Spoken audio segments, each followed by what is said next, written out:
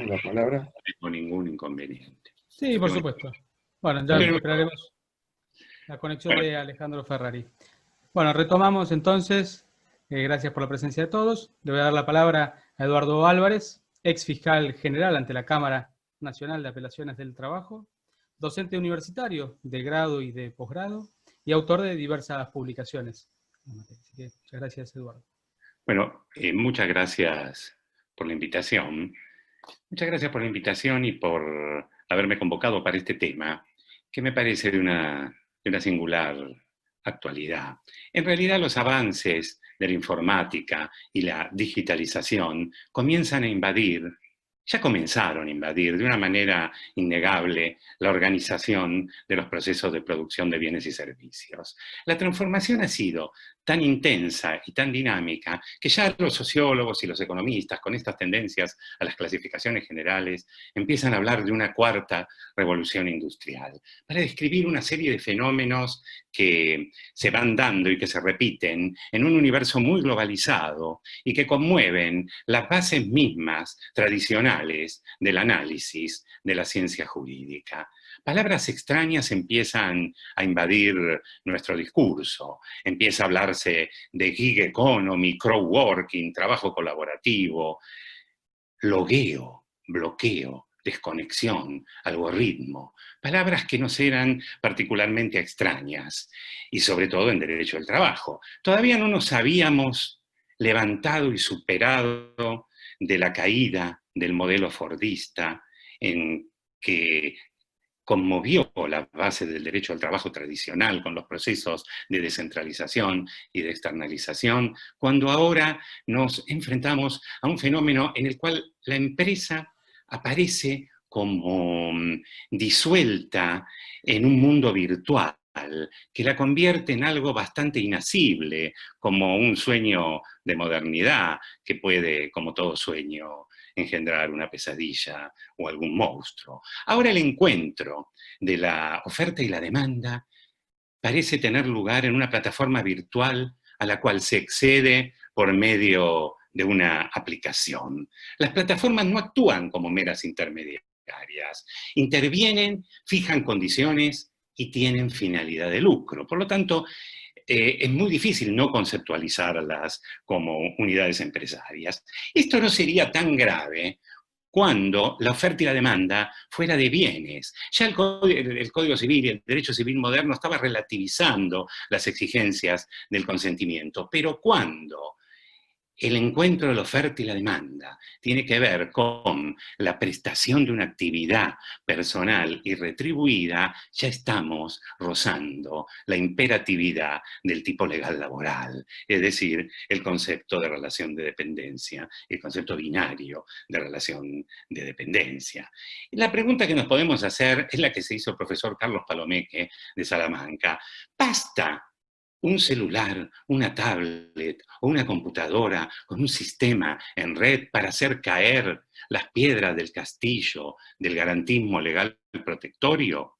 ¿Cómo vamos a reaccionar frente a esa nueva organización del proceso productivo? La singularidad de este sistema, de esta nueva forma de organización, reside en que permanece en la esfera del trabajador la posibilidad de concurrir, la concurrencia diaria, la intensidad del trabajo, la intensidad de la jornada. Es decir, se desplaza a su esfera el tradicional deber de asistencia y puntualidad.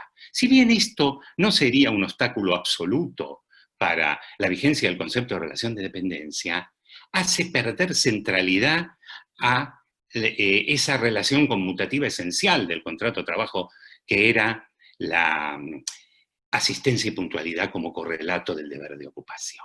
Tendríamos que pensar un derecho del trabajo en el cual el deber de asistencia y el deber de ocupación no perdiera centralidad, pero tuviese una centralidad distinta. Esta es la primera perplejidad y asombro, el que permanezca en la esfera del trabajador la concurrencia diaria y la intensidad de la concurrencia diaria. Por supuesto que este concepto no roza la dependencia. Nadie forma parte de una plataforma de entrega de bienes o servicios si no es por una necesidad previa. Es decir, no es un estilo de paseo ciudadano ni de laborterapia. Es evidente que detrás subyace la posesión nada más que de su fuerza de trabajo para participar en el proceso productivo de bienes y servicios. Pero este es el plan que empieza a conmover las bases del derecho al trabajo tradicional.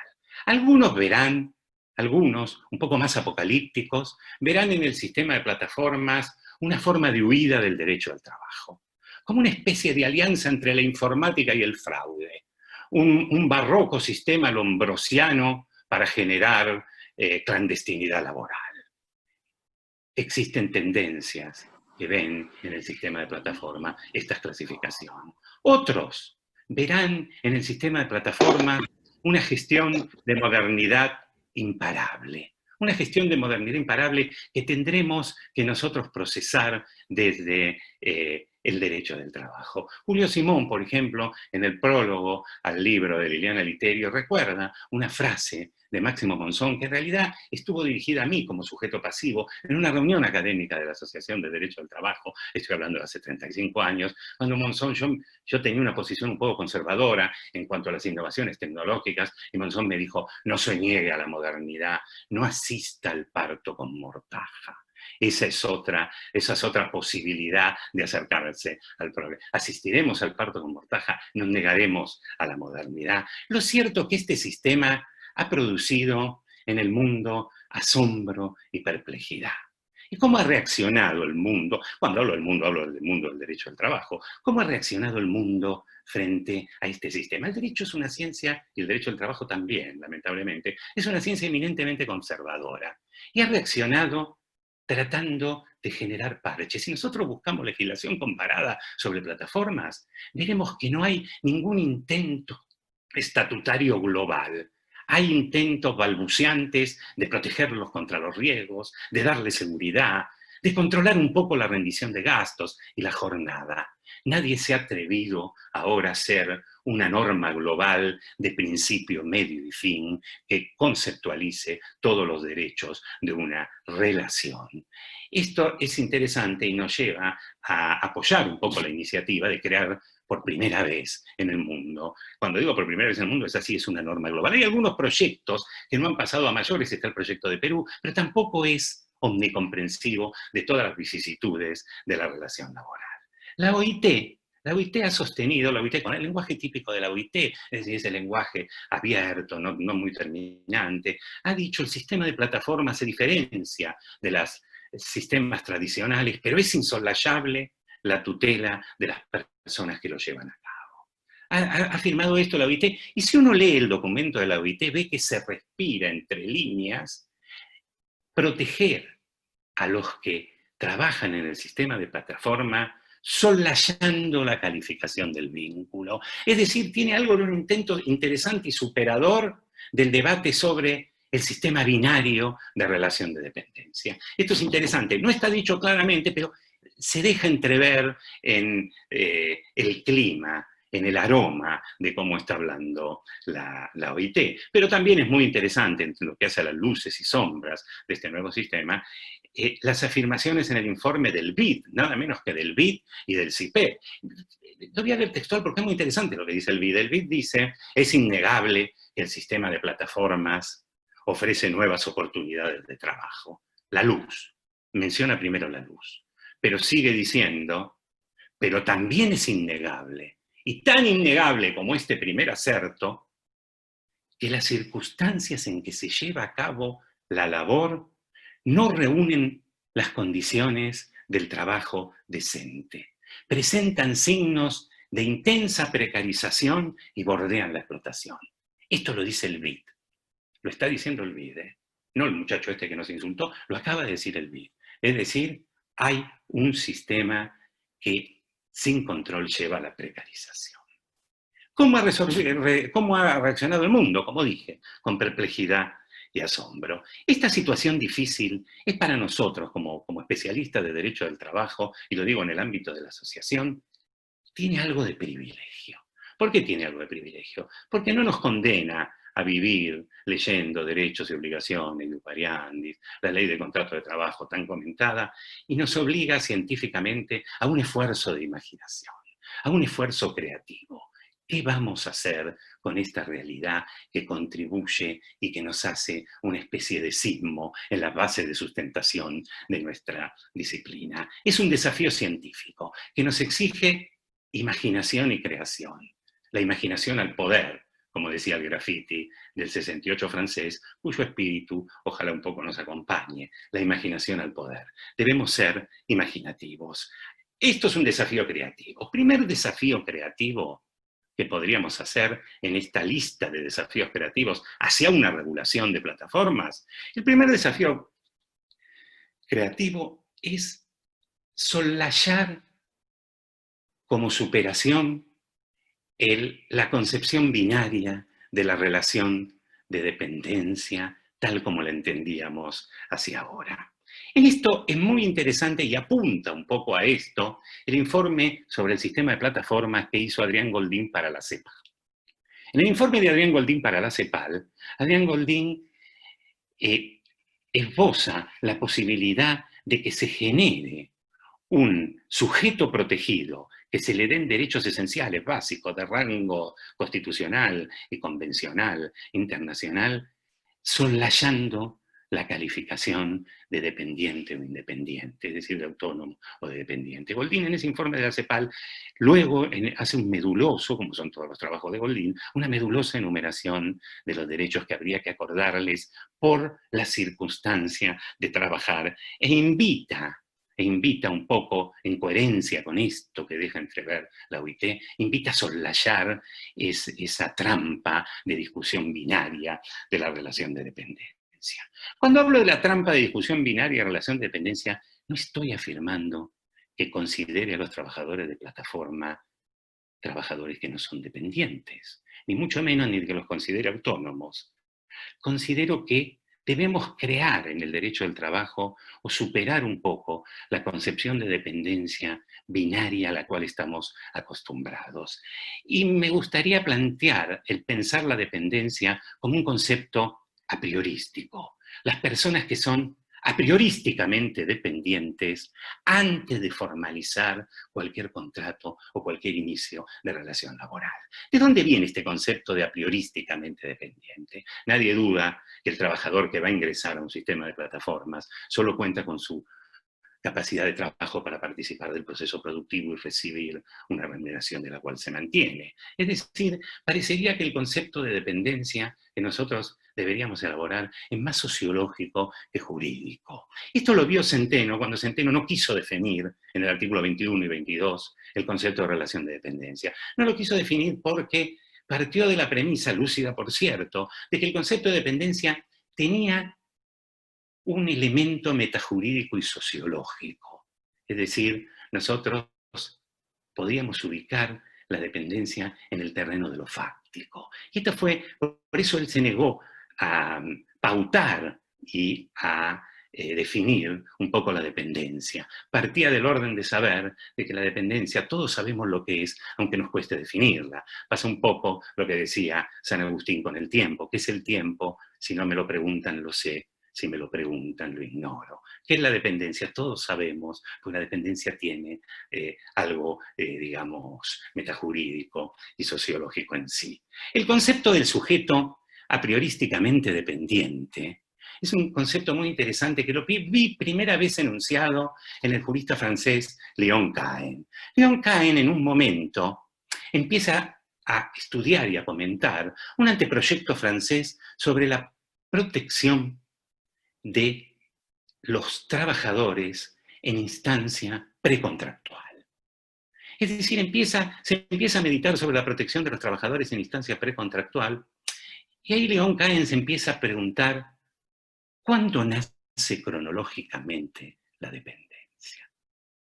¿Lo protegemos antes de que sea trabajador? Por lo tanto, dice Léon Cahen, todos sabemos que hay sujetos que son a priorísticamente dependientes antes y más allá del contrato que celebren. Y plantea algo muy interesante que propongo retomar para repensar el tema de dependencia y después lo adaptaré a plataforma, que es lo siguiente. Es decir, pensar en derecho, correr el concepto de dependencia del objeto del contrato al sujeto. Nosotros estamos muy acostumbrados a pensar la dependencia desde el contenido del contrato. Consideramos que un trabajador es dependiente porque firmó un contrato de trabajo. Podríamos pensar también, siguiendo a Leon Cahen, que en realidad celebró un contrato de trabajo porque venía a priorísticamente dependiente. Es decir, parecería que podría discutirse el traslado del concepto de dependencia del sujeto al objeto y romper esa estructura binaria, porque si es a priorísticamente dependiente, lo vamos a proteger con independencia de la forma debatible que tenga el instrumento jurídico en función del cual se incorpora a un proceso productivo. Este concepto de sujeto a priorísticamente dependiente no es solo del derecho del trabajo. El más moderno derecho civil, sobre todo a partir de la última mitad del siglo pasado, empieza a pensar, porque se da cuenta lo que va pasando en la realidad contractual, se va dando cuenta que el principio de autonomía de la voluntad parte de un concepto ficcional de relación de igualdad del poder jurídico de las partes.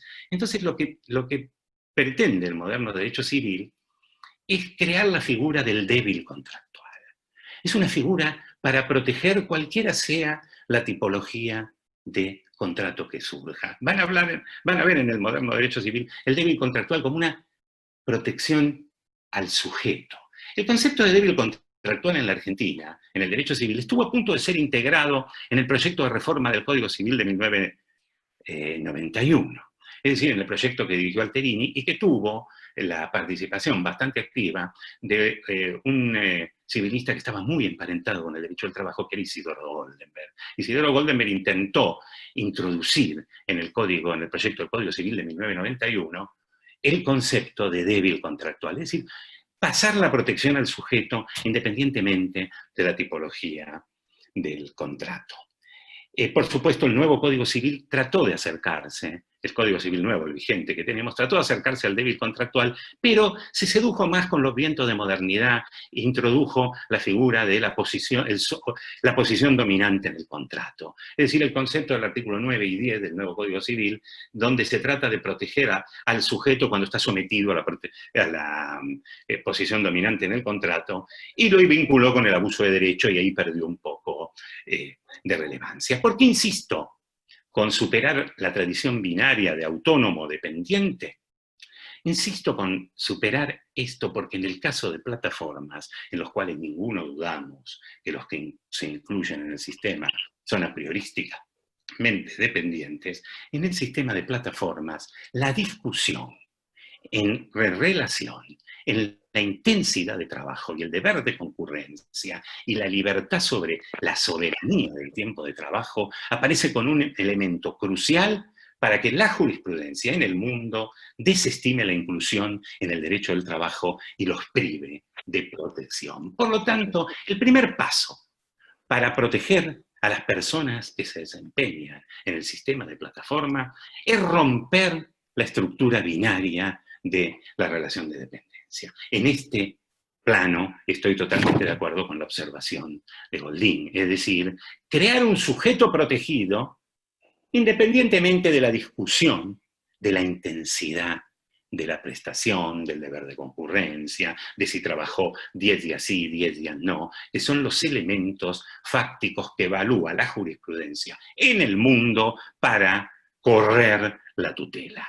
Entonces vamos hacia la superación del concepto de relación de dependencia en estos casos, vamos hacia soslayar el régimen binario de relación de dependencia o de autonomía y vamos a crear un sujeto protegido que podríamos llamar a priorísticamente dependiente. Esa es la concepción que para nosotros son dependientes porque son a priorísticamente dependientes, sin la necesidad de la elucidación fáctica de su intensidad de concurrencia o de asistencia. Esta podría ser la primera audacia creativa que nos deberíamos poder permitir para tratar el tema plataformas. Vamos al segundo punto. Partimos de la base de que todos son sujetos protegidos. Todos son a priorísticamente dependientes. Todos son sujetos protegidos. La pregunta es, ¿cómo proteger? ¿Por qué digo que la pregunta es cómo proteger? Porque ahí sí tiene que haber una diferencia de intensidad en función de con qué alcance se vive el deber de concurrencia, porque esto marcará, a su vez, la intensidad de la dependencia económica, que es en realidad la base de la tutela. Entonces, no podemos, si creamos esta concepción de la priorísticamente dependiente, hacer un ordenamiento jurídico que no supedite la intensidad de la protección en función de la intensidad del trabajo, que es la que marcará la intensidad de la dependencia económica. Protegeremos a todos, pero según su intensidad. Este es un poco el desafío. Este desafío de proteger a todos según su intensidad, coherente, como dije con el informe de la CEPAL, nos remite un poco forzosamente a la necesidad de un estatuto. Es decir, necesitamos crear y elaborar un estatuto. ¿Cuándo es necesario un estatuto en la teoría general del derecho del trabajo? El estatuto es necesario cuando la actividad presenta características tan especiales que la ley general no alcanza a proteger. El estatuto, como decía De Beali, es la unión de protección con adaptabilidad. Adaptamos la ley para proteger a las características especiales de una actividad. Lo primero que advierte De Beali para hablar de los estatutos, con toda esta lucidez y esta capacidad de síntesis que tenía, es que aplicar la ley general a situaciones de trabajo tan específicas, aplicar la ley general, crea lo que De Beali, con ese poder de síntesis, llama claramente lagunas de desprotección. Cuando la ley general se fuerza a actividades específicas, se generan lagunas de desprotección. Y hay algo interesante para señalar. Primero, la no identificación, protección con ley de contrato de trabajo. La ley de contrato de trabajo no marca el punto más alto de la intensidad de protección. Esta es una discusión que hemos tenido con los laboralistas. Esta identificación un poco básica, un poco dogmática, entre ley de contrato de trabajo y punto más alto de protección. Los estatutos profesionales protegen en infinidad de casos mayores que la ley general, el estatuto de viajante, el estatuto encargado de casa de renta, el estatuto de periodistas. Es decir, la forma estatutaria, la unión, como decía De Beali, de protección con adaptabilidad a lo diferente. Y esto es interesante señalar. Esto nos lleva a la necesidad de un estatuto. De Beali siempre traía a la memoria, cuando hablaba de los estatutos, recordaba el que había sido su profesor en Italia, que era Carneluti. Carneluti había sido el profesor. Carneluti en realidad era procesalista, pero había sido civilista. Y Carneluti también se había seducido por esa ruptura en el derecho civil que implicaba el convenio colectivo. Entonces Carneluti escribió, aún siendo procesalista, sobre el convenio colectivo y dio esa metáfora sobre el convenio colectivo que tanto le gustaba citar a De Beali. Carneluti decía: el convenio colectivo tiene cuerpo de contrato y alma de ley, pensando en el efecto erga omnes. Linda metáfora, hasta poética. Cuerpo de contrato, alma de ley. Y De Beali la trasladó a los estatutos. En tren de defender la reglamentación estatutaria especial de protección, De Beali dijo, siguiendo a Carneluti, transformando su metáfora, podríamos decir que el estatuto tiene cuerpo de ley y alma de convenio colectivo. Cuerpo de ley y alma de convenio colectivo, es decir, mejora por arriba de la ley de contrato de trabajo, porque con la misma obligación de una ley. Entonces, no podemos entrar en la falsa dicotomía básica, por cierto, entre ley de contrato de trabajo o estatuto. No hay que identificar al estatuto como algo peyorativo, y la ley de contrato de trabajo no aparece como la suma de protección posible. De hecho, voy ahora a citar alguna jurisprudencia y a invitar un recorrido de alguna jurisprudencia, tanto nuestra como del derecho comparado, en el cual vemos que el rechazo de la demanda de las personas que se desempeñan, de los trabajadores de plataforma, el rechazo de la demanda y su admisión muchas veces se funda en la LST. Muchos jueces rechazan porque aplican la LST y muchos jueces admiten porque aplican la LST. ¿Esto qué demuestra? Que la LST nos lleva a la discusión que queremos evitar, la discusión binaria de la relación de dependencia. Jueces que rechazan fundando en la LST, los jueces que dicen no hay relación de trabajo en los términos del 21 o 22, porque en febrero trabajó 5 días, en marzo 2, en abril 25, en mayo 1, en junio 1, y volvió recién en septiembre. Ese argumento es un argumento típico del LST. Nosotros aspiramos a crear un marco normativo que prescinda todo esto, que corra la discusión fáctica y que proteja al que trabaja 48 horas semanales como al que trabaja con esta intensidad, pero con una particularidad en función de la intensidad de los ingresos de este trabajo. No es la misma protección. Más trabajo, más dependiente soy, más te protejo. Menos trabajo, menos dependiente soy, menos te protejo, pero a todos protejo. Esta es un poco la finalidad de crear un sujeto protegido. Lo que estará en la intensidad de presencia y de concurrencia es la intensidad de la protección. Pero no rechazaremos demanda en función de pequeñas salpicadas del trabajador que hace uso de este sistema en el cual a veces le conviene pasar a otro sistema. Este es un poco el fundamento general de lo que podría ser el estatuto. Vamos a hablar un poco de cómo reacciona el mundo y citar un paseo, breve por cierto, sobre algunos fallos jurisprudenciales para demostrar por qué la necesidad de una norma estatutaria y por qué es una trampa creer que la ley de contrato de trabajo aplicada dogmáticamente, como indican algunos proyectos legislativos, por ejemplo el del senador Lovera, que establece artículo 1, las plataformas se rigen por la LST. Bueno, es decir, y ahí termina la ley. Es decir, la idea vendría a ser crear un marco estatutario que se hiciera cargo de esta diferencia y que protegiera en función de la intensidad. Esta discusión entre ley general y ley especial no es propia de nosotros, porque también se han globalizado nuestras discusiones, lo cual no siempre es decir bueno, pero se han globalizado también nuestras discusiones. El mundo ha discutido entre ley general y estatuto, y en la jurisprudencia se han notado vacilaciones y se han notado los problemas que trae el aferrarse dogmáticamente a una ley general.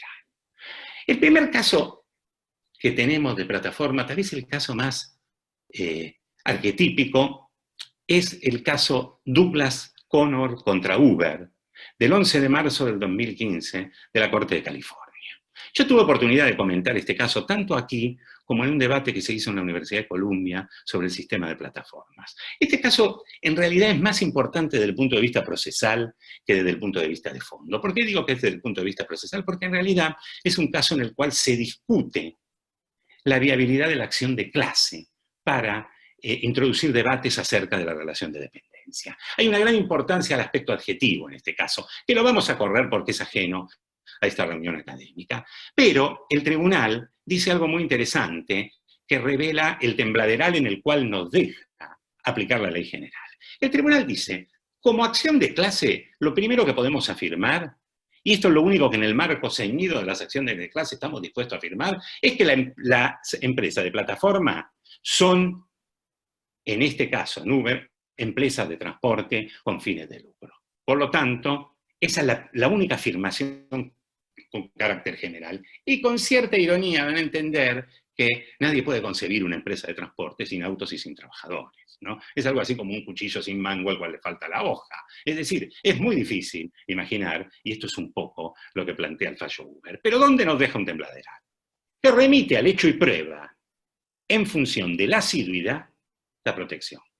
Dice, bueno, pero todos estos trabajadores, ¿estarán incluidos o no en el derecho al trabajo? Bueno, esto depende. Esto es una empresa. Es una empresa. Veremos en función de la intensidad y el concepto de dependencia que se discuta en cada proceso de conocimiento, a suerte y verdad, y veremos, en ese caso, quién es dependiente y quién no. A veces con sistemas presuncionales, pero veremos, ese es un poco el planteo que deja. Inmediatamente el segundo caso muy interesante, también de tribunal extranjero y de tradición anglosajona, es el caso Aslam con Uber. Es un caso del 12 de octubre del 2016, donde el Tribunal de Londres lo que dice, en ese caso, muy enfáticamente, es que el trabajador, la persona que prestaba servicio, era claramente un trabajador dependiente. Este fallo lo podemos considerar un triunfo relativo, porque parte de la premisa de la asiduidad. Parte del orden de saber, el Tribunal de Londres, que Si no hay asiduidad en el criterio que ellos tengan de asiduidad, no va a haber relación de dependencia.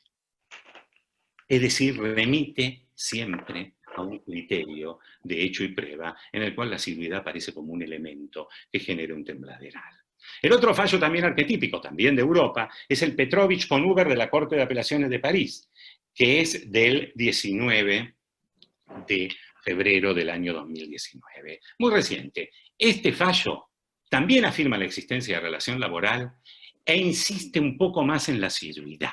Es decir, parte de la premisa de que este trabajador se logueaba muy seguido, diríamos, y cumplía una tarea muy intensa. Por lo tanto, vemos cómo el tribunal todavía entra en el esquema binario y es posible vaticinar que siguiendo ese orden de saber va a partir de la inexistencia de relación laboral cuando, habitual o no habitual, se produzcan intermitencias de jornada, de días o de asiduidad.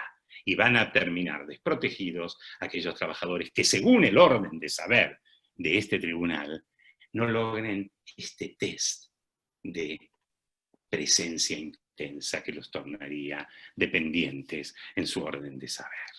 Tan claro es así que la propia Corte de Apelaciones de París, con los mismos jueces, una semana después, saca otro fallo diciendo, señores, acá no hay relación laboral.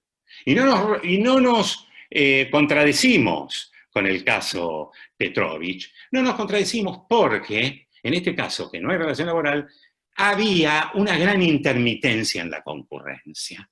Hay días que trabajaba 4 horas, hay días que trabajaba 1, hubo semanas donde no trabajaba. Vemos cómo aplicar la ley general produce, como diría Debe Ali, lagunas de desprotección. Algo podría decirse al respecto también acerca del reciente caso del Supremo Tribunal Español, el caso Quentin-Isaac contra Huber. Es un muy reciente caso del Tribunal Español. Cuando hablo muy reciente, tendrá 3 días. Este último caso del Supremo Tribunal Español, el Supremo Tribunal Español afirma la relación de dependencia. En el caso Quentin-Isaac contra Globo, afirma la relación de dependencia, pero también vemos que en su construcción, si bien puede ser un poco más firme, parte del orden de saber de que la asiduidad es un elemento clave. Es decir, nos encontramos frente a una posición en la cual podría desestimarse la demanda en función de la evaluación de qué es intenso para un juez y qué no lo es. Este es el problema. Entonces, planteamos, primer desafío, superar el concepto de relación de dependencia, no porque los consideremos autónomos, sino porque los consideramos a priorísticamente dependientes, independientemente con prescindencia del negocio jurídico. Segundo, crear un estatuto que conceda todos los derechos que prevé la Constitución, las normas convencionales y esenciales en lo que podría ser el concepto de condiciones dignas y equitativas de labor o de trabajo decente. Pero este proyecto, intento de estatuto, debería tener también otra audacia creativa. La audacia creativa es buscar una protección que guarde proporcionalidad con la intensidad del trabajo. Es decir, se protege. El trabajador goza de todos los derechos de la relación de dependencia arquetípica de la cual prescindimos. Tiene salario garantizado, tiene imperatividad, tiempo posible de trabajo limitado, vacaciones, tutela al trabajador o a la persona gestante, derecho a la estabilidad y derecho a la sindicalización y derecho, por supuesto, a la cobertura de riesgo de trabajo, con una particularidad. Los aspectos cuantitativos, o sea, de sumas de dinero, de cada uno de estos derechos, guardarán una relación proporcional con el tiempo y la intensidad de su concurrencia. Es decir, si concurrió poco, su indemnización será baja. Si concurrió 48 horas semanales, su indemnización será coherente con un sistema análogo al sistema común. Es decir, se guarda una proporcionalidad entre intensidad y protección. Y esto es científicamente defendible. ¿Por qué? Porque el que trabaja de una manera más intensa en el sistema de plataformas es porque es más intensamente dependiente económicamente y por lo tanto necesita más protección. Por supuesto, el estatuto, para no generar una diferencia irritativa en situaciones con la aplicación de la ley de contrato de trabajo común, establece en un artículo que es como una especie de válvula de legitimidad que todo aquel trabajador de plataforma que supere un límite semanal que se tarifa con una continuidad a lo largo del tiempo, puede pedir los beneficios de la ley de contrato de trabajo si fuesen mayores. Por lo tanto, no lo estamos sacando de la ley de contrato de trabajo. Estamos protegiendo al que no llega y permitiendo ir a la ley de contrato de trabajo al que sobrepasa ese test. Muy interesante este artículo, extraño en materia estatutaria, muy creativo, que permite, digamos, romper esta crítica que se podía hacer a los que un poco vulgarmente y un poco básicamente decían, lo sacan de la ley de contrato de trabajo. No, aquí nadie saca de la ley de contrato de trabajo, sino que tiene que ver un poco con la intensidad del trabajo. Esto es un poco el tema de lo que nosotros, o que yo personalmente, quería exponer. Me quedo con 3 líneas generales hacia una propuesta de regulación. La primera línea general, como dije, es soslayar la discusión binaria de la relación de dependencia. Crear por primera vez un sujeto a priorísticamente dependiente, trabaje un día o trabaje 48 horas semanales. Segundo punto, lograrlo esto por una reglamentación estatutaria, que garantice todos los derechos, trabaje un día o trabaje todos los días 48 horas semanales. Y a su vez, generar una proporción adecuada entre estas dos puntos de la ecuación. Más intensidad de trabajo, más protección. Si sobrepasa el target, ley de contrato de trabajo, si no sobrepasa el target. Aclaro que una cosa interesante del proyecto que ha estado circulando, que no es un proyecto terminado ni mucho menos, y que está sometido a discusión, un tema interesante es el salario garantizado. Es decir, el crear un sistema imperativo retributivo por el cual el trabajador empieza a devengar un salario, ¿no?, desde el momento en que se loguea, es decir, del momento de su logueo. Frase extraña este logueo. El logueo es una expresión extraña a la cual nos vamos a tener que habituar. Y puede sonar muy extraño, y no le he dicho todavía en lenguaje inclusivo, pero bueno, este logueo es el que marca el inicio de una remuneración fija.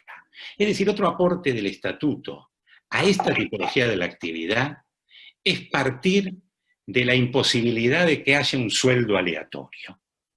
El concepto de sueldo aleatorio de los trabajadores remunerados exclusivamente a comisión o a resultado es muy discutible en el derecho al trabajo. Yo, como juez de primera instancia, incluso como fiscal de cámara, he considerado que, no me ha seguido la jurisprudencia, que no existe la posibilidad de que exista trabajadores remunerados exclusivamente a comisión.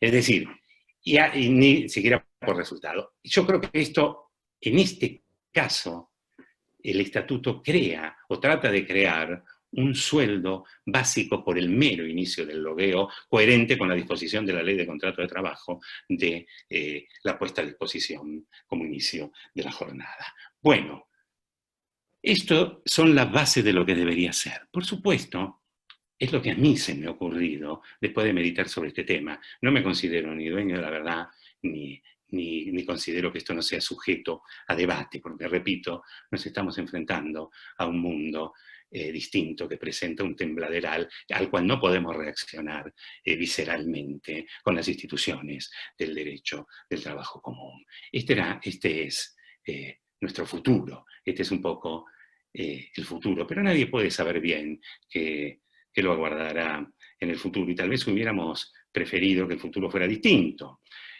Pero bueno, para terminar con otro graffiti que una vez vi pintado, que decía, futuros eran los de antes. Muchas gracias. Muchas gracias, Eduardo. Álvarez por la exposición. Se transmiten los aplausos, el silencio de los micrófonos, pero muchas gracias. Ahora sí le damos la palabra a Alejandro Ferrari para la exposición y lo vuelvo a presentar, abogado laboralista, asesor sindical, docente universitario de grado y de posgrado. Muchas gracias, Alejandro, por participar. Bueno, aquí estoy de nuevo, esta vez conectado desde el celular, porque desde aquel insulto inaugural simultáneamente perdí la conexión, no sé si fue un hackeo o qué pasó, pero perdí la conexión y nunca más me pude volver a conectar con la compu. Así que bueno, aquí estoy en el celular. Voy a hacer ahora entonces la introducción a lo que acaba de decir Eduardo, porque ese era el plan original, así que ustedes disculparán que la primera parte venga después de la segunda. Bueno, yo quería hacer un pequeño recorrido, muy pequeño, no se asusten, un pequeño recorrido histórico-conceptual que arranca con el pacto fordista de la primera mitad del siglo XX del estado de bienestar, donde las reivindicaciones sociales, los trabajadores las vuelcan dentro del sistema, abandonan la pretensión de cambiar el sistema por otro, a cambio de una consagración institucional de tutelas laborales en todos los estados de Occidente.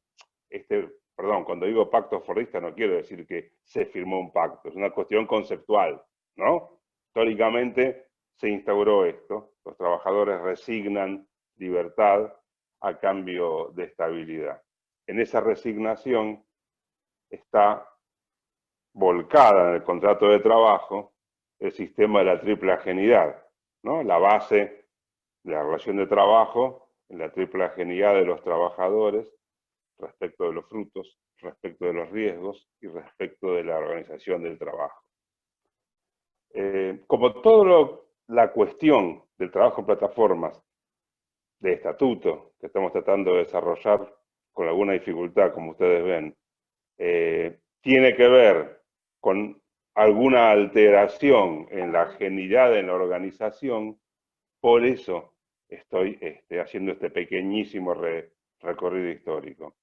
Bueno, la genial organización, producto del pacto fordista, se plasma en nuestra ley de contrato de trabajo en innumerables artículos, los dos más emblemáticos, si quieren, o principales de este aspecto, el artículo 197, en cuanto dispone que es privativo del empleador la distribución de las horas de trabajo, y también emblemático el artículo 84, en los deberes de diligencia y colaboración, por cuanto el trabajador debe prestar el servicio con puntualidad y asistencia regular.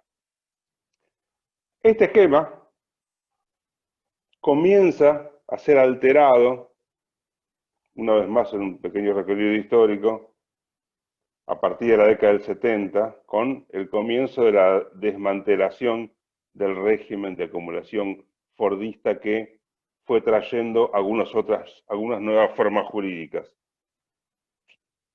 Lo digo en los títulos, no va a ser un recorrido histórico extenso, pero se produce un proceso de recuperación de la tasa de ganancia del capital, y en lo que a nosotros nos interesa, por el tema que estamos tratando, a través de la reducción de los costos laborales, y más específicamente, de la externalización de la actividad productiva, a través de la tercerización, de la deslocalización productiva, que produce también una fragmentación del poder sindical.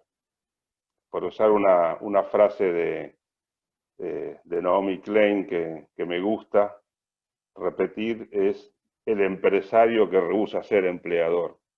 Y en este camino, y estoy llegando al tema que nos interesa, el sistema de las plataformas digitales, bueno, es lo que perfecciona, si quiere, y lleva al extremo esta cuestión de la desaparición del empleador, el empleador líquido, por decirlo de algún modo.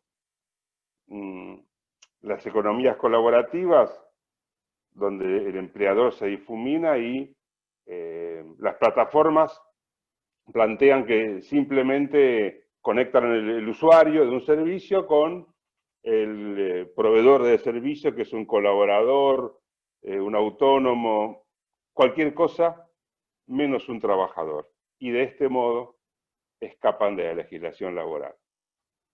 Es cierto que ahora nos vamos a referir a un colectivo que tiene algunas singularidades respecto de este marco, porque, no sé, el trabajo en plataformas, el trabajo online, cuestiones como economía colaborativa, con los choferes de Uber u otras cuestiones como la locación de inmuebles, bueno, hay como Airbnb, hay un montón de cuestiones donde esto es una discusión muy importante acerca del régimen jurídico. En cambio, en el punto específico que vamos a tratar, que nos estamos refiriendo, que es el de los trabajadores que efectúan reparto de mercaderías, de bienes y servicios bajo demanda, a través de plataformas digitales, aquí toda esta cuestión de la cuestión de la economía colaborativa y del empleador que pretende desaparecer, la verdad es que no parece más que esto de una pretensión de escapar a la regulación laboral.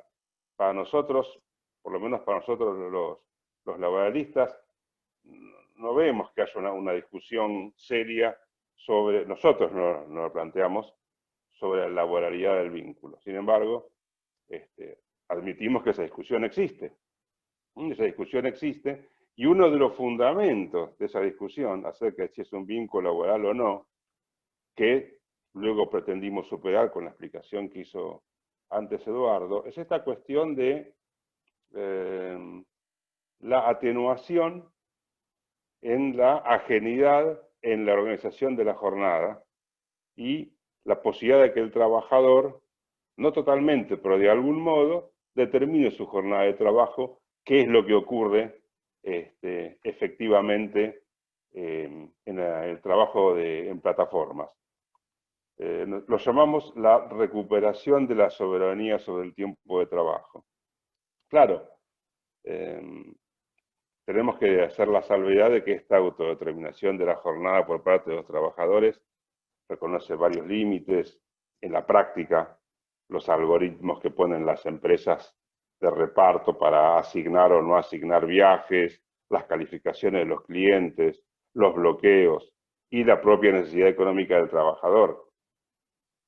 Bueno, todo esto obviamente limita de un modo fuerte la autodeterminación de la jornada, pero no enerva el concepto de que hay una recuperación sobre la soberanía del tiempo de trabajo. Y si se quiere, hay un efecto quizá paradójico en el cual el principal argumento de los que plantean que no se trata de un vínculo laboral porque el trabajador puede autodeterminar su jornada, bueno, la paradoja consiste en que pone sobre la mesa la discusión de si es posible mantener una soberanía sobre el tiempo de trabajo sin perder laboralidad. O sea, preguntado de otro modo, que el trabajador mantenga esta posibilidad de autodeterminar en mayor o menor medida su jornada. ¿Es un valor? ¿Es un valor a defender? ¿Se puede hacer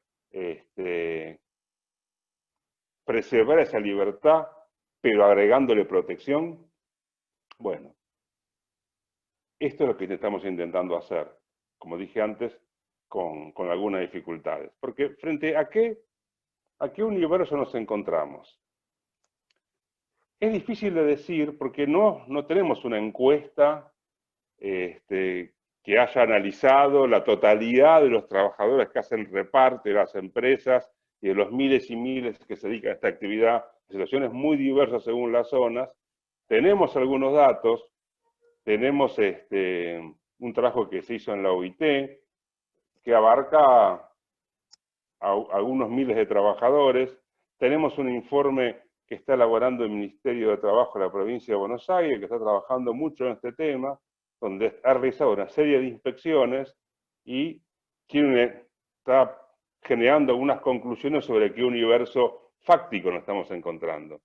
Claro, las inspecciones son 100 y pico, casi 200 inspecciones, que ha hecho el Ministerio de Trabajo de la provincia, y tanto el informe del Ministerio que va a ser como el que se hizo en la OIT, dan cuenta de una cantidad limitada de ese universo. Ni siquiera sabemos cuántos trabajadores son los que prestan esto. No hay estadísticas confiables.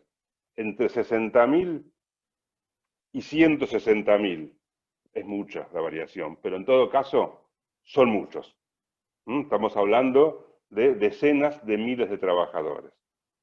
Que yo estuve viendo un poquito estos informes que les menciono, no voy a aburrir con porcentajes, tampoco es tan exacto todo, pero para dar un pantallazo de la situación, estamos hablando de trabajadores que son en su mayoría jóvenes, en su mayoría varones, que tienen un alto porcentaje de trabajadores extranjeros, muy alto porcentaje, no está claro cuánto, si es mayoría o es minoría, pero es un porcentaje importante, que están en su gran mayoría no sindicalizados y que en su inmensa mayoría, más de un 90%, están calificados como monotributistas.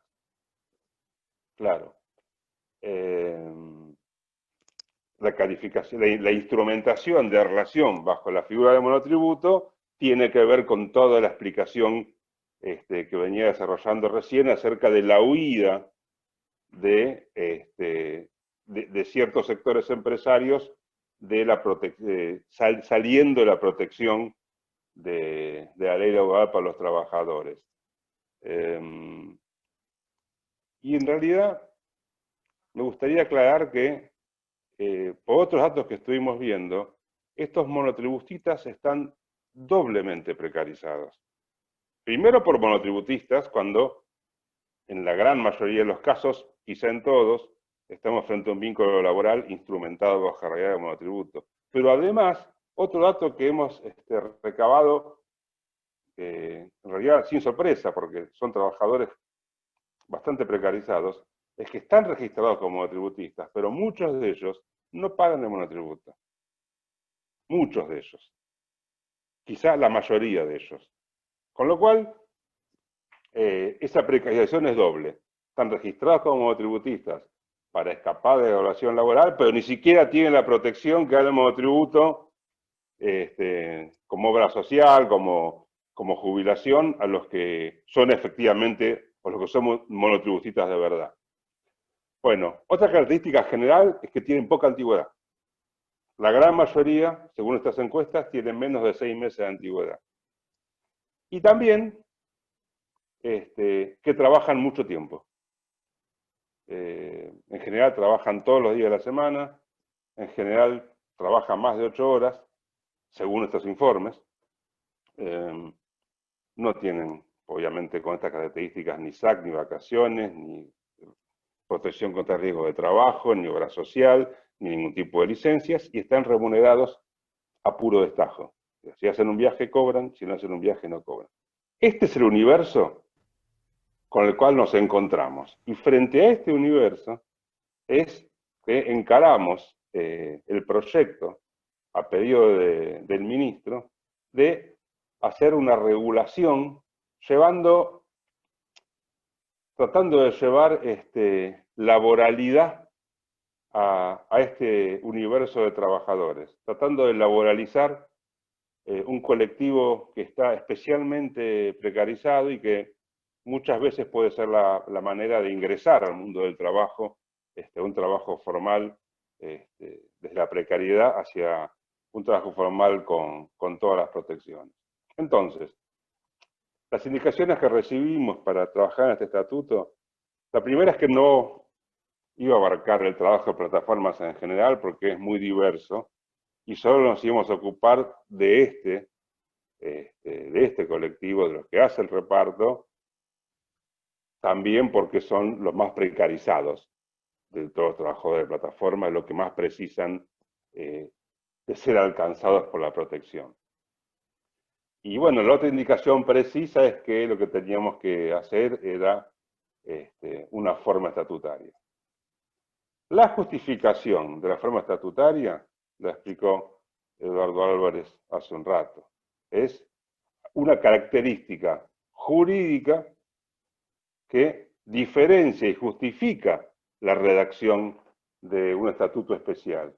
Y esta característica jurídica es, lo que decíamos también antes, la recuperación parcial de la soberanía del trabajador sobre el tiempo de trabajo, tener en cuenta como valor la autodeterminación, aunque sea con límites de la jornada, y tratar de redactar una normativa que contemple esto, que contemple que no rige aquí, como decía antes, el artículo 84 de la Ley de Contrato de Trabajo, y que se configure un vínculo que sin dejar de ser laboral, permanece en la esfera de la voluntad del trabajador, tanto la concurrencia diaria para llevar a cabo la tarea, cuanto la extensión del tiempo de trabajo. Esta es una alteración, perdón, se me está corriendo el celular, ahí vamos. Una alteración importante del núcleo obligacional del contrato de trabajo, del sistema de triple ajenidad que decía antes, una alteración del artículo 4, que especifica que constituye trabajo la actividad que se presta en favor de quien tiene la facultad de dirigirla. Está en cuestión la facultad de dirección en este caso. Bueno, y lo que nos preguntamos es, ¿podemos contemplar esta atenuación en la ajenidad en la organización del trabajo, preservando, por otro lado, la ajenidad en los frutos y la ajenidad en los riesgos? Quiero decir, ¿podemos preservar esta libertad sin caer en la deslaboralización? Bueno, en esta respuesta está la justificación jurídica de la redacción de un estatuto especial. Los laboralistas no nos gusta la palabra flexibilidad. No nos gusta para nada. Siempre desconfiamos de la flexibilidad. Pensamos que bajo el poncho de la flexibilidad viene el cuchillo de la desregulación, de la desprotección, de la deslaboralización. Pero bueno, acá, en esta situación, tenemos que tratar de dar un salto conceptual y entender que estamos tratando de que la flexibilidad en el modo de prestar, o sea, la flexibilidad en la prestación, no se traduzca en una flexibilidad en los derechos. Estamos tratando de combinar esas dos cuestiones. Mantener la flexibilidad en la forma de prestar, pero no que eso no implique una reducción de derechos. Bien. Y para dar un ejemplo de lo que estamos hablando en la redacción del estatuto, un ejemplo polémico, voy a meter en un tema polémico, pero me parece que es importante e interesante para analizar cuál es el espíritu y lo que guía el estatuto que estamos tratando de hacer. Nosotros dijimos, mejor dicho, frente a lo que dijimos de cómo es el colectivo y la situación en la que están, me gustaría referirme brevemente a cómo se plantea en la norma que estamos tratando de elaborar la definición de jornada y la de remuneración. Brevemente. El artículo 6 dice que se considera jornada de trabajo todo el tiempo durante el cual el trabajador o la trabajadora está a disposición de la empresa a partir del logueo en la aplicación hasta que se desconecta por su voluntad. Esto de que la jornada se integra con la puesta a disposición puede parecer una redundancia respecto a lo que dice la Ley de Contrato de Trabajo, pero como estamos frente a una actividad donde solo se remunera el viaje efectivamente y no el tiempo en el que el trabajador está conectado pero no está viajando, bueno, acá hemos tratado de enfatizar que la jornada es todo el tiempo. Cuando hace el viaje, es jornada. Y cuando está esperando que decida un nuevo viaje, también es jornada. Entonces, no hay un lapso muerto, donde no se devenga remuneración. En ese lapso donde no hay viajes, es donde entra la remuneración mínima garantizada que antes mencionaba Eduardo. La remuneración mínima garantizada está, bueno, le hemos pensado en base al salario convencional, si lo hay, y si no, al salario mínimo. Salario básico convencional, hay algunos, pero por lo que hemos visto, en muy poca proporción.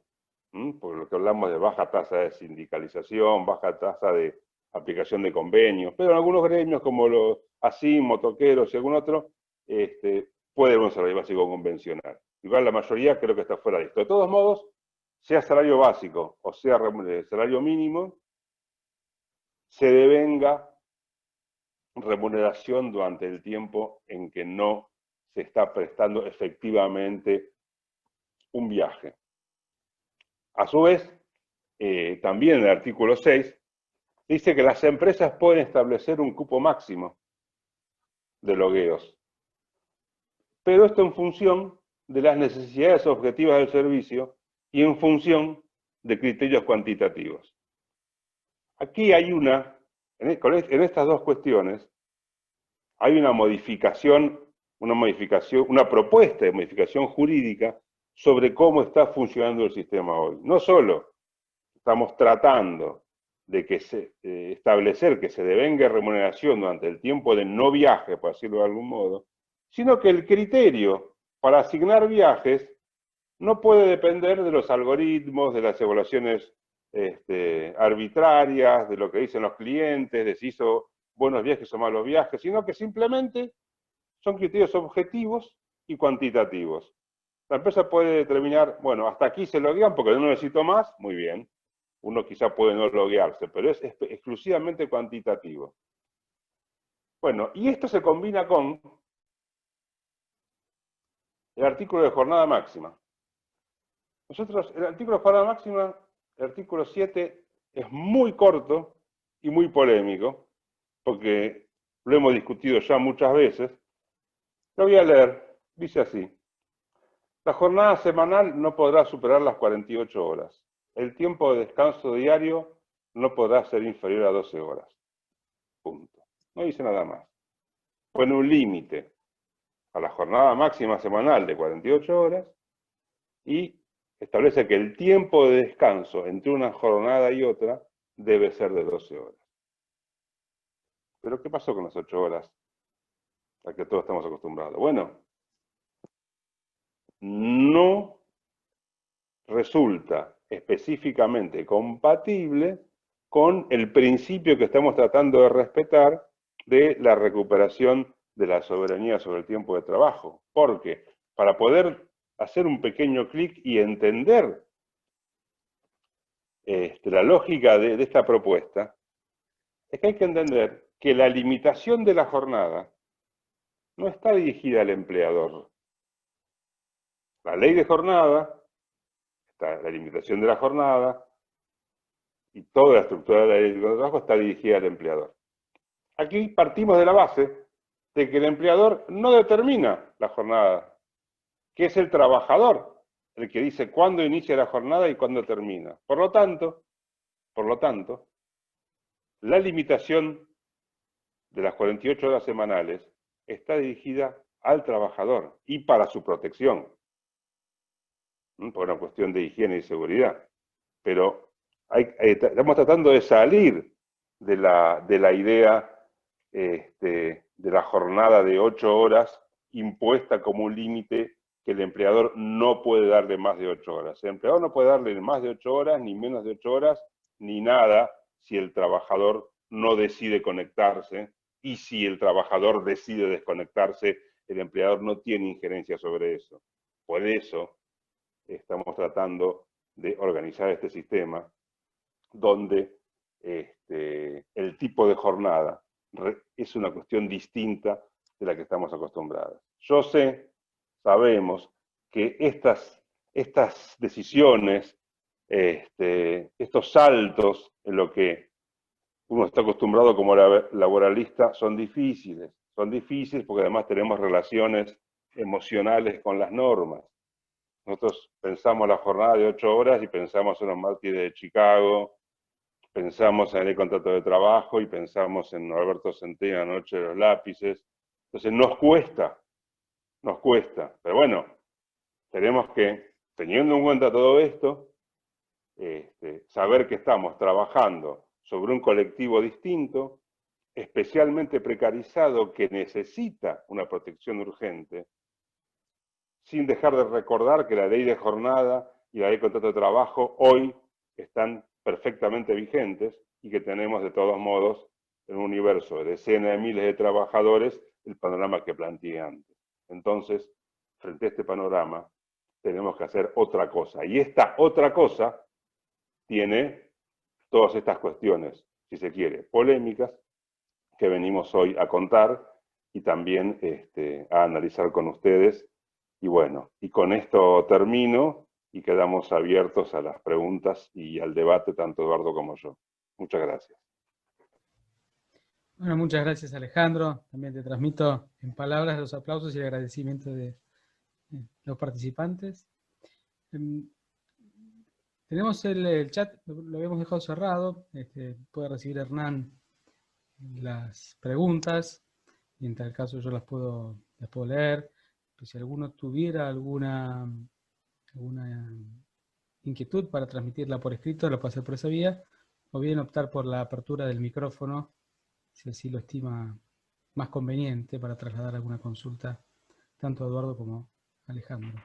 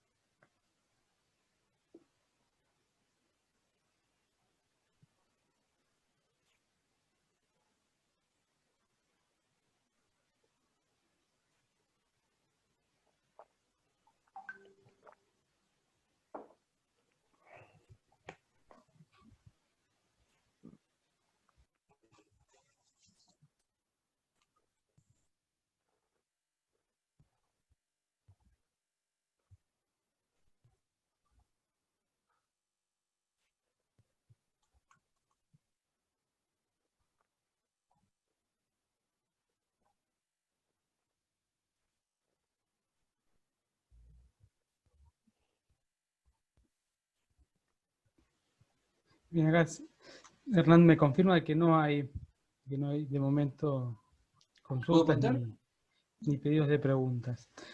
Sí, Horacio Guisado. Héctor. Bueno, buenas tardes. La pregunta es si se pueden trabajar, o mejor dicho, si hay un descanso de 12 horas entre jornada y jornada, parecería que el límite indirecto a la jornada diaria es de 12 horas. No sé si estoy equivocado en esto, pero ¿se permitiría trabajar 12 horas? Y la pregunta subsiguiente es, si esto es así, si esto no está en pugna con los convenios de la OIT, con el convenio 30 sobre jornada de trabajo en los servicios. Gracias. Alejandro, Eduardo, Flores, si quieren. Le doy la palabra a Alejandro, que trató el tema, y después hago alguna aclaración. Bueno, sí, no, a ver, eso también, digamos, toda la forma de verlo, en cuanto al límite diario de la jornada, sigue siendo dirigida en contra del empleador. Quiero decir, nosotros no hemos puesto, incluso, te digo más, como esto está en construcción, podemos llegar a ponerlo. Si finalmente del debate surge que es necesario el límite diario de 8 horas, pero sin dejar de de recordar que ese límite diario de 8 horas siempre va a estar dirigido al trabajador. Y como el trabajador tiene la posibilidad de conectarse o desconectarse, digamos, el límite de descanso de 12 horas entre una jornada y otra no implica necesariamente que las otras 12 horas esté trabajando. No es un límite diario de jornada de 12 horas, es un límite de descanso de 12 horas. En las 12 horas en que el trabajador está autorizado a trabajar, puede trabajar una, puede trabajar 4, puede trabajar 8, puede trabajar cortado, o bueno, sí, puede trabajar las 12, pero las 12, si va a trabajar 12 horas todo el tiempo, va a trabajar 4 días, porque va a tener un límite semanal de 48. Esto es lo que digo.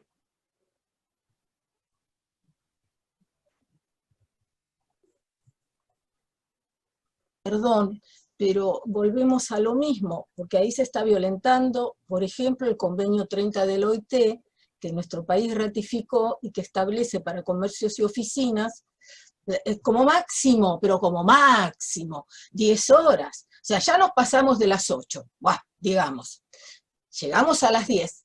El trabajador quiere trabajar nada más que 4 días, pero 12 horas. O sea, esto es posible. Y aprovecho para agregar otra cosita. Por ejemplo, ¿no es cierto?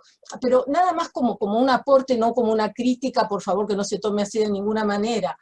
El hecho de hablar de, digamos, criterios no arbitrarios ni discriminatorios a la hora de asignar los pedidos. Yo no veo que el estatuto diga cuáles son.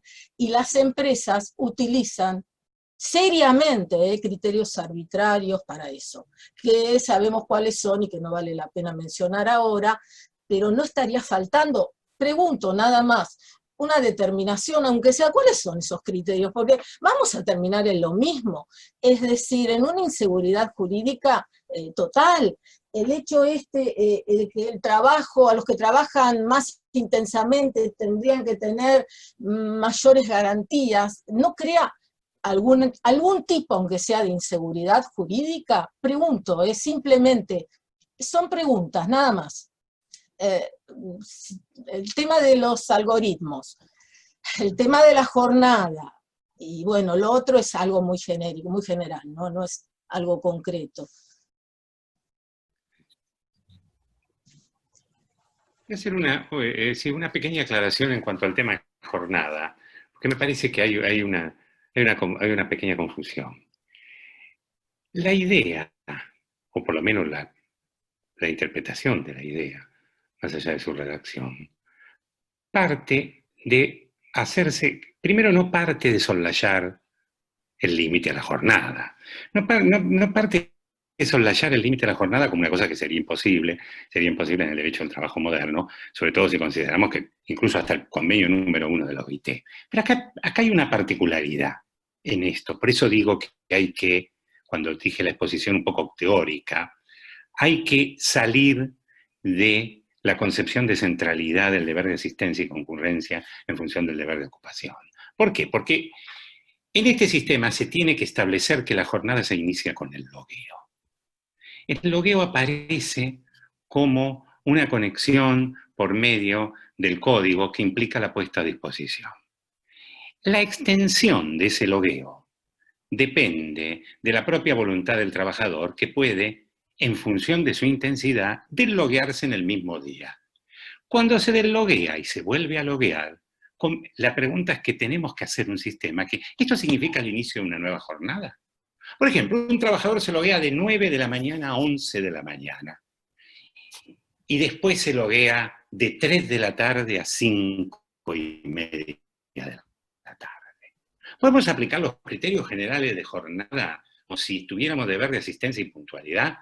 ¿Podríamos decirle, entre su último logueo y su primer logueo, debe haber 12 horas, cuando en realidad el primer logueo duró 2 horas y el segundo 1 hora y media? ¿Qué es lo que quiero decir?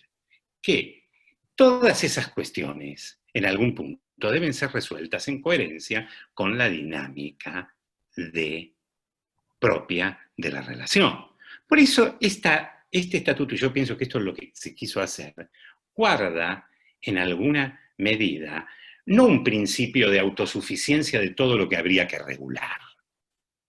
Por eso su artículo final hace una remisión en juicio de compatibilidad parecida a la del último párrafo del artículo 2 de la Ley de Contrato de Trabajo, al juicio de compatibilidad entre la norma general de la institución, el estatuto y la coherencia con la naturaleza de la actividad. Es decir, acá lo que tenemos es también una nueva concepción de inicio y finalización de jornada. Sobre todo cuando la estamos condicionando a esa especie de decisión voluntaria o no voluntaria entre el logueo y el no logueo. En cuanto a los trabajadores que tienen jornada muy intensa o deciden tener jornada muy intensa, el propio artículo final establece que eso no es óbice a que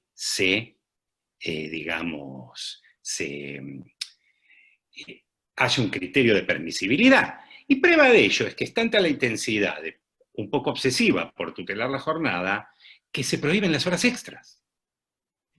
Es decir, no se puede concebir la prohibición de horas extras si no se establece en el orden de saber un límite a la jornada. Es decir, si no hay límite a la jornada, ¿cómo va a haber prohibición de horas extras? Es decir, se establece la prohibición de horas extras, es decir, se parte del orden de saber de la limitación natural de la jornada. Es posible que eso pueda ser retocado en un estatuto que se está todavía elaborando, pero esto pienso que quiere hacer. No me parece que la intención sea decir, pueden pedalear 12 horas. Es decir, esa no parece, sino más bien parece un régimen de adaptabilidad a este concepto dinámico de cuándo comienza y cuándo termina la jornada. Por ejemplo, en este trabajo de campo al que aludió Alejandro, en el que el trabajo de campo aparecen porcentajes de mucha intensidad, de 48 horas semanales, pero cuando uno hace un trabajo de campo que excede por ahí un poco los 172, también se establece cierto caos en el inicio y en la finalización de la jornada, y sobre todo una gran concurrencia de logueo en lo que podría ser las horas pico de la entrega, viernes, sábados, horarios nocturnos. Entonces, con la competencia que esto implica. En lo que hace a la disponibilidad de las entregas, bueno, esto por supuesto, pero también resulta desde una ley general, dentro de una ley especial, también aparece como un poco confuso la posibilidad de pautar mucho los sistemas de entrega de viaje más allá de lo que podría ser, la exclusión de un criterio de arbitrariedad o de un criterio de persecución por alguna razón. Avanzar en eso por ahí implicaría un reglamentarismo en algún punto un poco difícil. Ese es uno de los problemas que se enfrenta cualquier intento estatutario frente a la realidad con esta crisis del deber de asistencia y puntualidad. Otro tema con el cual se enfrenta, que también el estatuto presenta una redacción que podría ser polémica, es el de enfermedades inculpables. ¿Por qué es un sistema difícil de legislar en plataforma el sistema de enfermedades inculpables? Porque se parte del orden de que el trabajador tiene derecho a no ir o a no loguearse determinados días, incluso determinadas semanas, aunque esto sea habitual o no habitual, implica está en su potestad. Por supuesto que existe un número de trabajadores que se loguean todos los días. Entonces, era muy difícil generar un sistema de protección a la enfermedad inculpable cuando no se sabe si el trabajador no se loguea porque está inculpablemente enfermo o porque esta es una decisión dentro del orden de saber de su posibilidad de decir cuándo trabajo y cuánto. Por lo tanto, las ideas que fueron circulando fueron la creación de un fondo que financia al empleador exclusivamente. No se va a financiar el trabajador su propia enfermedad, lo dice claramente la norma, y que en función de eso basta la mera comunicación. Esta es otra protección superior a la del LST, porque la ley establece que basta la mera comunicación de la enfermedad para que el trabajador tenga derecho a los salarios y elimina el control del empleador. Está eliminado el control del empleador de la enfermedad.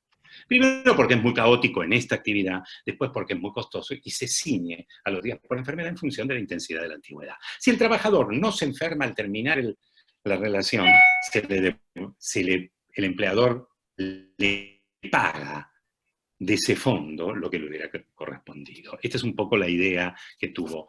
Estos son los dos problemas con los cuales se encuentra esta actividad en materia estatutaria. Días por enfermedad y algunos problemas vinculados a jornada. Y lo de vacaciones, que también bordea un poco el tema del tiempo posible de trabajo. Pero obviamente, el mero hecho de que se prohíban las horas extras parte del orden de saber de que hay límite a la jornada.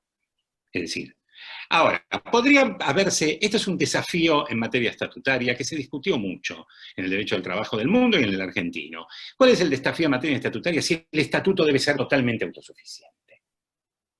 Es decir, si debe existir una autosuficiencia de regular todas las instituciones y no usar la válvula del artículo 2 de la Ley de Contrato de Trabajo, mando la ley K. Pero también un estatuto absolutamente autosuficiente es inimaginable. Nadie va a crear un concepto de asistencia para las plataformas, ni de mora, ni de domicilio, ni de recibo. Es decir, hay estatutos, digamos, más allá de la formalidad informática de los recibos, hay estatutos que no aspiran a la autosuficiencia. Y esto puede generar algún cortocircuito, por supuesto, y es polémico. Lo de los salarios por enfermedad, por ejemplo, es polémico. Por supuesto que este sistema de la salario de enfermedad parte del orden de saber de que el trabajador no superó el target previsto para que se le aplique a su pedido toda la ley de contrato de trabajo cuando cotejada se advierte un mayor beneficio, cosa que no es fácil, porque en realidad el estatuto prácticamente para con el LST. En realidad las lagunas de menor beneficio pueden darse esencialmente en materia de salario por enfermedad y de indemnización, también, aunque la ley, el estatuto eso deja una laguna, de indemnización por extinción del contrato por enfermedad inculpable, ¿no? Es decir, un 212. Eso aparece como en un ámbito que no está previsto. Muchas gracias. Teníamos otra pregunta que nos envían por escrito, si existía o si había alguna previsión del control sobre los algoritmos que pudieran utilizar las plataformas y en tal caso, en qué grado de control y intervención estatal sobre ellos.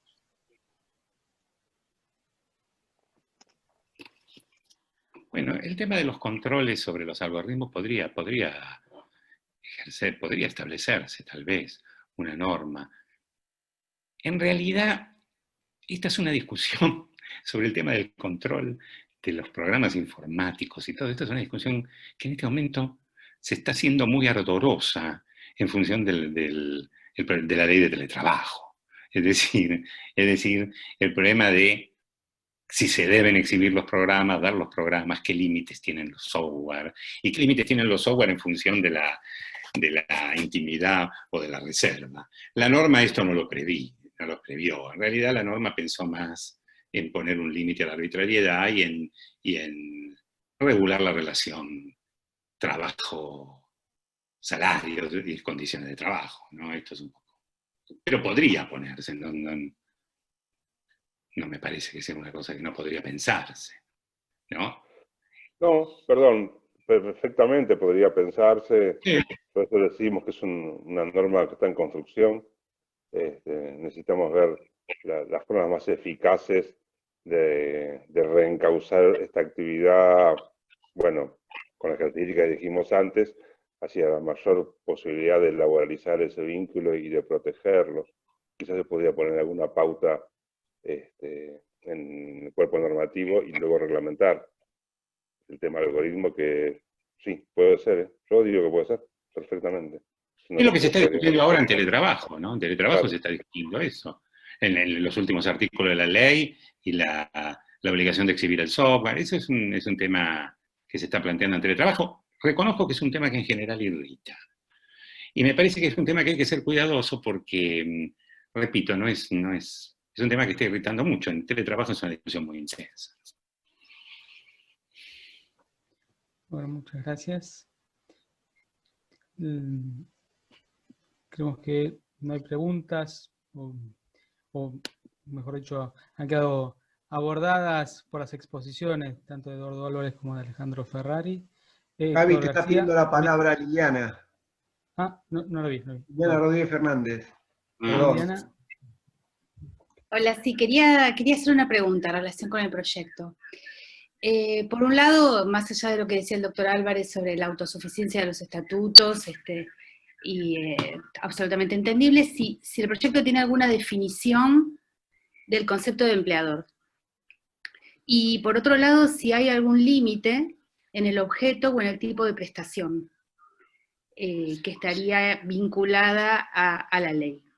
Por ejemplo, un informático arma una plataforma por la cual se anotan plomeros, gasistas, electricistas, para dar pequeños servicios domiciliarios de arreglos. Y esta aplicación funciona como funcionan las aplicaciones que estábamos comentando hasta ahora. Con una puntuación, el que tiene puntuación tiene primero el servicio asignado, esto entra, queda fuera, está pensado para algún tipo de objeto. Estas son mis dos preguntas. Bueno, la segunda pregunta, hacia el ámbito de aplicación del estatuto. El estatuto en realidad, y esto es siempre que se trataron de hacer iniciativas sobre el sistema de plataformas, está ceñido a las tareas de entrega. Es decir, no está destinado a aplicar todas las relaciones de plataforma. Incluso no rige para Uber. El único aspecto que podría regir es para Uber Eats, es decir, para la entrega de mercadería. ¿Por qué se eligió el problema de la entrega de mercadería? Eso no es una elección arbitraria con la cual estoy de acuerdo. ¿Por qué se eligió? Porque era el sistema donde se producían las precarizaciones más intensas. Era en el sistema donde se había detectado mayor precarización bordeando la explotación. Lo de Uber tiene otras características y exige otras reglamentaciones específicas. Por ejemplo, en el sistema de Uber del transporte por medio de automóviles, muchas veces se produce delegación, no siempre existe fungibilidad. En fin, se trató de limitar el estatuto a donde se producía la mayor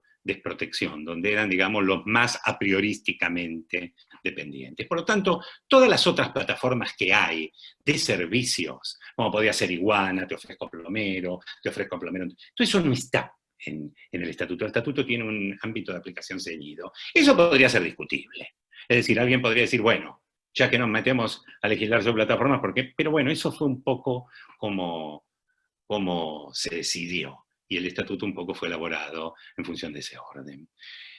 Segundo punto, no tiene una definición de empleador, porque si se lo lee, y esto me parece innecesaria, la definición de empleador, si se lo lee se parte del orden de que todas las plataformas de esta tipología son empleadoras.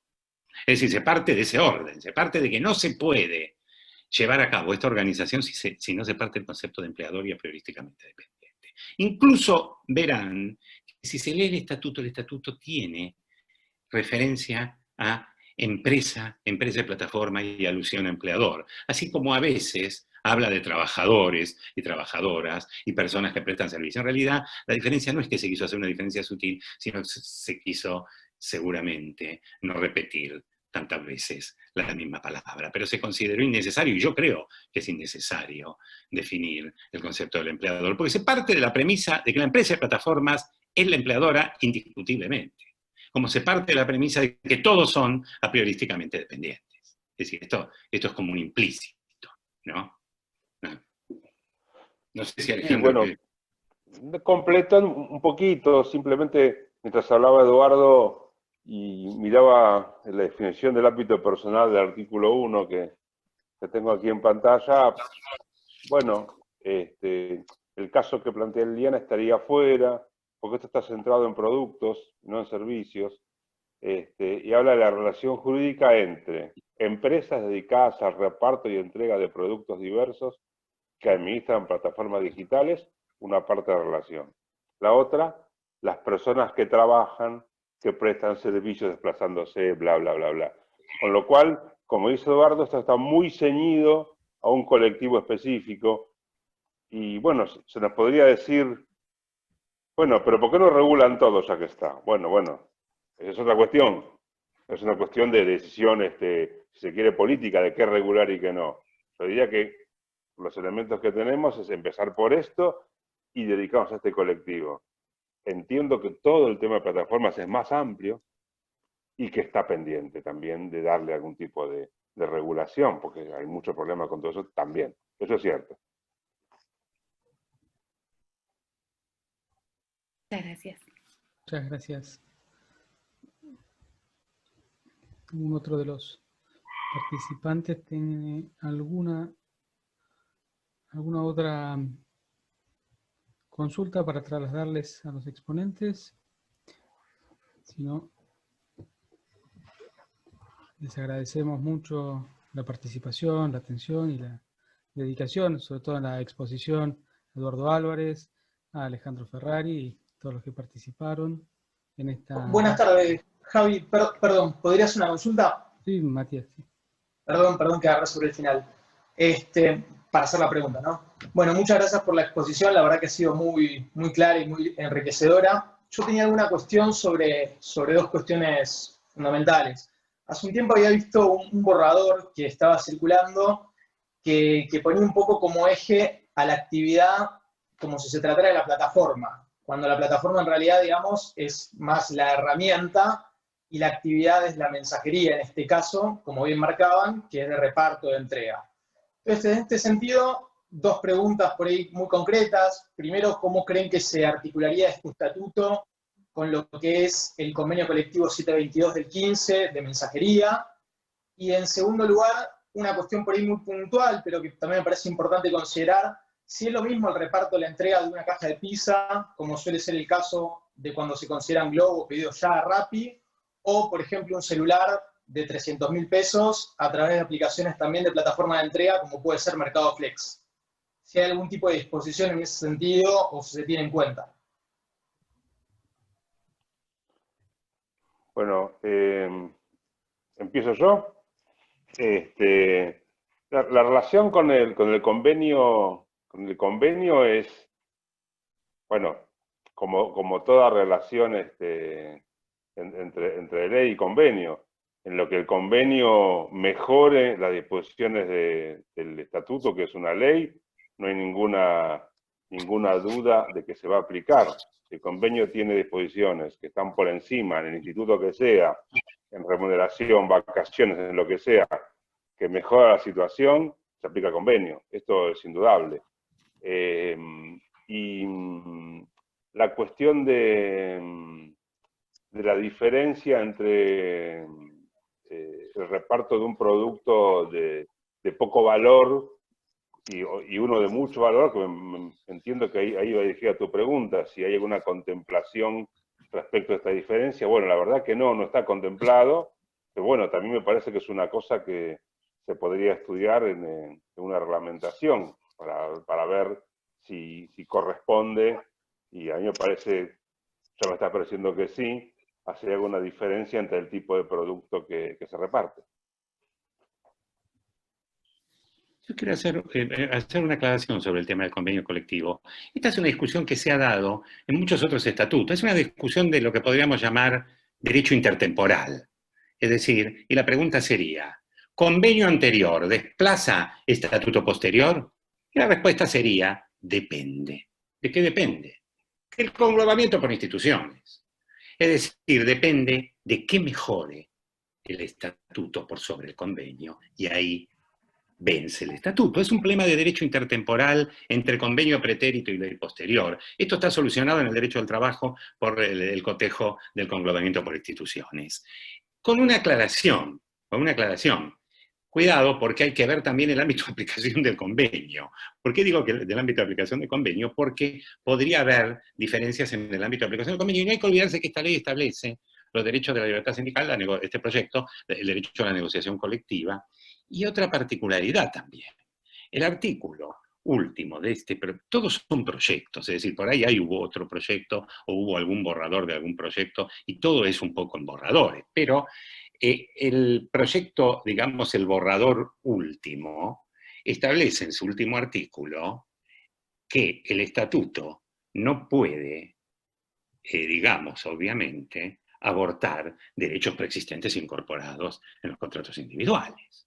Esto podía parecer una obviedad, pero era interesante que quedara, así como la posibilidad de recurrir al LST, que fueron en realidad dos sugerencias que en una de las rondas de consulta señaló Adrián Goldín. Pero ¿qué quiero decir con esto? Que no es la primera vez que hay un estatuto sobreviviente a un convenio anterior, y esto está resuelto en el conflicto intertemporal de fuentes normal del derecho al trabajo.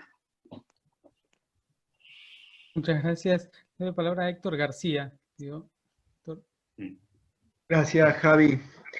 No, me parece que no hay que confundir las actividades, porque en el convenio el empleador es la propia pizzería, ¿no? Por tomar el ejemplo que dio el colega, que tiene un sistema de distribución de sus productos a través de personas que los llevan a domicilio mediante bicicleta, motoneta o a pie. Acá el empleador en el estatuto, en el tema de esta reunión, es cuando el empleador es la plataforma. Claro. Entonces son actividades distintas. No se puede aplicar el convenio a las plataformas, el convenio que está para las pizzerías o los establecimientos gastronómicos que tienen empleados propios directos, con el caso en que los empleadores son las plataformas, que es el que genera dudas en cuanto a la relación de dependencia en primer lugar, al cómputo del tiempo de trabajo, etcétera. Toda esta problemática que intenta abarcar el proyecto o anteproyecto de estatuto. Yo, en particular, me he quedado pensando en la objeción que planteó Héctor Guisado. Me parece que es el obstáculo más serio que yo no había pensado, el del convenio 30. Me parece que eso merece una reflexión profunda, ¿no? Que yo no he hecho. Pero ahí puede haber una seria incompatibilidad que habría que ver cómo se puede sortear, si es sorteable, ¿no? Realmente. En lo demás creo que son actividades distintas y no hay que mezclarlas. Nada más, Javi, gracias. Muchas gracias, Héctor. No sé si algún otro participante tiene interés. Quiero hacer una última aclaración en general. No solamente para esta norma, no solamente para este proyecto de estatuto, sino en general. Nosotros me parece que no tendríamos que pedirle a una norma, sobre todo cuando es una norma que está pensada para ser articulada con la ley general, no deberíamos pedirle una autosuficiencia de que abarcara todas las hipótesis de conflicto posible. Tendríamos que pensarla más bien en una norma, de una manera un poco más anglosajona, más bien de una norma que nace para ser articulada con otras. Es decir, que va señalando lo meramente específico y que no aspira a una completitud, si quisiéramos decir, absoluta. Porque eso, primero, es muy imposible, escapa todo y nos puede meter en algunos tembladerales. Por ejemplo, a lo largo de la discusión del trabajo de plataformas, en una de estos conversatorios que hubo, en una oportunidad, incluso en un intercambio de mail que tuve, Cornelia me planteó la hipótesis de aquellos trabajadores de plataformas que por su geolocalización o por su situación o por su preferencia se loguean muy centralizados en función de una pizzería o establecimiento gastronómico. Es decir, es un trabajador que por ahí trabaja 48 horas por semana por su geolocalización y su logueo repartiendo pizzas de Kentucky, de la pizzería de Kentucky. Entonces, Cornelia me preguntaba, ¿no habría que hacer tal vez, o imaginemos una norma para colisionar o para conjugar esa situación con el 30 de la LST? Esto es una forma de descentralización del proceso productivo de la PER. Y ya pensé, nosotros en este momento parece que estamos tratando una norma específica. Eso en algún punto, cuando salte, que lo resuelvan los jueces. Es decir, ¿qué quiero decir con esto? Que una norma no sé si tiene que aspirar a una completitud tan intensa, ¿no? Por eso me parece que algunas cuestiones las deberíamos dejar a los principios de articulación normativa. Los principios de articulación normativa, es decir, repito, esto puede ser extensivo a jornada, es decir, posiblemente las omisiones en materia de jornada sean una remisión a una articulación normativa. Es decir, nadie que hace un estatuto protectorio parte del orden de saber de excluir de la jornada. Es decir, se supone que estamos haciendo una protección de adaptabilidad. ¿Qué quiero decir? Que por ahí en jornada habría que ser más preciso, pero digo en general, porque es muy básico, pero en general tendríamos que tener en cuenta esto de no pedirle a una norma que se aboca a lo específico una autoeficiencia general. Esta duda de Cornaglia me parece una duda legítima. Ahora, ¿puede un estatuto general tratar este tema tan puntual, que no sé si será excepcional o no, porque no he hecho un trabajo de cambio, pero hasta qué punto estas cuestiones no deben ser dejadas a el encauce, o a la negociación colectiva en su momento, o a la resolución judicial? Es decir, me parece que este es un tema que debemos pensar como política legislativa en general, ¿no? Tendemos a pedirle a la ley, somos en eso poco anglosajones, somos muy continentales, tendemos a pedirle a la ley que se pronuncie sobre todo. Es decir, tenemos que pedirle a la ley que se pronuncie sobre todo. Alguien también señaló, no se ha pronunciado sobre el ius variandi y la geolocalización. Bueno, el sistema también parte de un problema de logueo en función de la geolocalización, eso es un tema muy técnico, pero claro, no se puede, digamos, aspirar a una completitud absoluta, ¿no? Por eso el artículo ese, de último, es un artículo que está pensado para estos casos. Es decir, en todo lo que no sea específico rige la LST, ustedes podrían invocarla, incluso pueden invocar toda la LST por sobre el estatuto cuando superan el target mínimo de intensidad de trabajo. Bueno, en el caso del ius variandi puede no aceptar el viaje. Claro. No, y se genera... No, y hay una... Claro. Sí, y hay una... Pero todo eso aparece un poco más como conmutado, ¿no? Entonces eso podría darse, ¿no? Podría establecerse. Es decir, si uno tiene una imaginación de situaciones posibles de conflicto, si uno tiene una situación de situaciones posibles de conflicto, no tiene límite la imaginación, y bueno, en eso somos muy imaginativos. Alguien me preguntó en una oportunidad, pero el trabajo de plataformas para el que recibe el viaje en su celular, ¿no tiene algo de trabajo a distancia? Es decir, como diciendo, esto podría estar incluido en la muy laxa definición de la ley de teletrabajo. Bueno, también, es decir, me parece que no tendríamos que pensar tan en la patología. Bueno, muchas gracias a todos por participar en la reunión académica hacia una regulación del trabajo de plataformas, y contamos con las exposiciones de Eduardo Álvarez, de Alejandro Ferrari, y la participación de varios colegas, tanto por esta vía o por escrito en sus preguntas. Así que les agradecemos la participación y el tiempo en esta jornada. Muchas gracias. Muy bien. Gracias, Eduardo. Gracias, Alejandro. Muchas gracias. Bueno, muchas gracias.